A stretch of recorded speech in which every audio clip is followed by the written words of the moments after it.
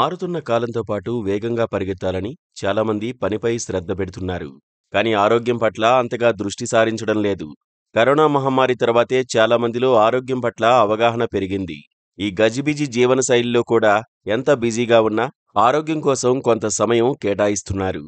రోజూ వ్యాయామం, రన్నింగ్ చేస్తూ రిలాక్స్ అవుతున్నారు. అయితే ఏదైనా మితిమీరితే ప్రమాదమని నిపుణులు హెచ్చరిస్తున్నారు.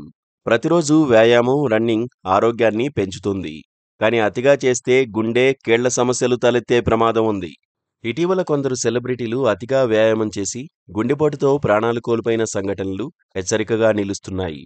వారానికి 30 నుండి 50 కిలోమీటర్ల రన్నింగ్, రోజుకు 7,000 నుండి 10,000 అడుగుల నడక చాలని నిపుణులు సూచిస్తున్నారు. వారానికి 2 నుండి 3 సార్లు స్ట్రెంత్ ట్రైనింగ్ చేయడం, మితమైన వ్యాయామంతో పాటు సరైన విశ్రాంతి తీసుకోవడం శరీరానికి అవసరం.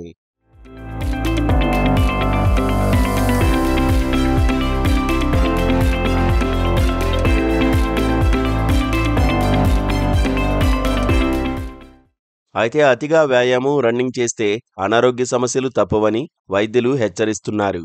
పని ఒత్తిడితో పాటు ఆరోగ్యం కోసం రన్నింగ్, జాగింగ్ చేస్తున్నవారు మితిమీరి చేయడం వల్ల అనారోగ్యానికి ఆస్కారం కల్పిస్తున్నారని గమనించడం లేదు. జీవన మనుగడ కోసం పని, ఆరోగ్యం, ప్రశాంతతను సమతుల్యం పాటించాల్సిన అవసరం ఉందని నిపుణులు చెబుతున్నారు. మితమైన వ్యాయామం, సరైన విశ్రాంతితో ఆరోగ్యకరమైన, ప్రశాంతమైన జీవనాన్ని సాగించవచ్చని సూచిస్తున్నారు.